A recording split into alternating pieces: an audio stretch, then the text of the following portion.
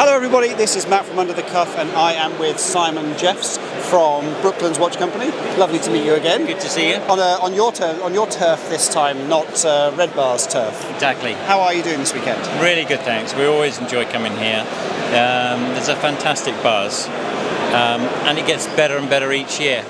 So this year I think they've had 3 sessions and they've been feeding people through steadily, and you get an awful lot of knowledgeable people here, and it's just lovely to talk to them. We've been hearing from other brands that this has been, but that having that method of getting the members into the event, splitting it over 3 time sessions rather than just 2, has made a huge difference today. Have you seen that from the audience so far? Yeah, it's been great. They've been coming through in steady numbers. I mean, they started here early this morning. I arrived at about 8:10 and they were queuing outside.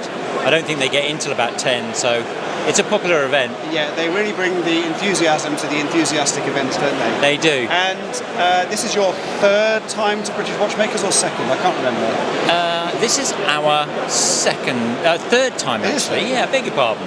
Okay. But we've got more watches here today than we've ever had before, which is nice. Well, so more choice. Yeah, okay, and you've got one in your hand at the moment. Yes. Would you care to tell us a little bit about it? So this is the version that we produced for today. There were just 10 produced. It's called the REDLINE. The link to Brooklands is the fact that there was a REDLINE pagoda at Brooklands, which was an oil company actually. There were 5 oil companies that supplied petrol there, and REDLINE was one of them. And we just produced this particular model with a red second hand on it. And yeah, it's quite a stunning looking watch. Yeah, it's very sporty. So can you tell us a little bit about Brooklands Watch Company, where it was founded, the reason behind the name? Sure. So it all started really with me going to see my uncle's racing car at Brooklands. I was blown away by how technologically advanced it was, how quick it is. And when was this? So this was back in 2017. Okay. And it's a 1938 car. It's got no seat belts. The guys didn't wear any crash helmets. It doesn't have a rollover cage. It's incredibly light, about 700 kilos. Okay. 250 horsepower, 148 mile an hour. Well, plenty. Very fast. And I then really started to take a look at the museum exhibits, and I couldn't believe they were timing cars to 1,000th of a second in 1907. And my interest grew and grew and grew. I went to see one of the directors and said, this would make a fabulous watch brand, not just with the racing car heritage, but with the aircraft manufacture, the land speed record heritage, everything that goes along with it. And he said, fantastic idea. And the next step was on a flight to Switzerland to meet a manufacturer.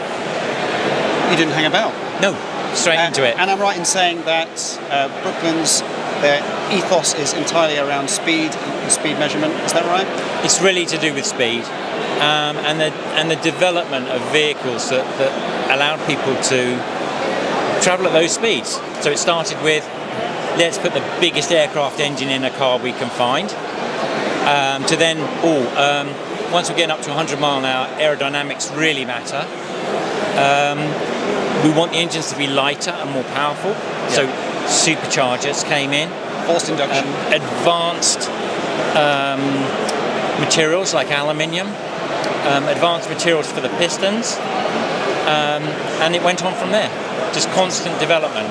And that read across into the aircraft as well. There was a lot of to and fro from the aircraft. So when Sir Malcolm Campbell was setting land speed records, he was bumping into R.J. Mitchell in the wind tunnel, who was developing the Spitfire at the time. So there was a lot of cross-fertilisation going on. Yeah, get enough people in the right space at the same time, and new ideas bloom, don't real they? Technology hub. Okay, and there's quite an interesting story behind the design of the watch, isn't there, as well? There is. So we felt we wanted a designer. We asked the design museum for a list of names, and then we thought, well, why don't we go to the top and try for Sir Terence? We sent him an email and thought he'll never reply. Yeah, Sir Terence Conran. And 3 weeks later he came back and said, this is just the sort of thing I want to do. Can you come and see me? And then he explained that his dad would go and watch the racing there every Saturday. So prior to that request from you, he'd never been asked to commission a watch at all? It's his first watch. He'd never designed a watch himself.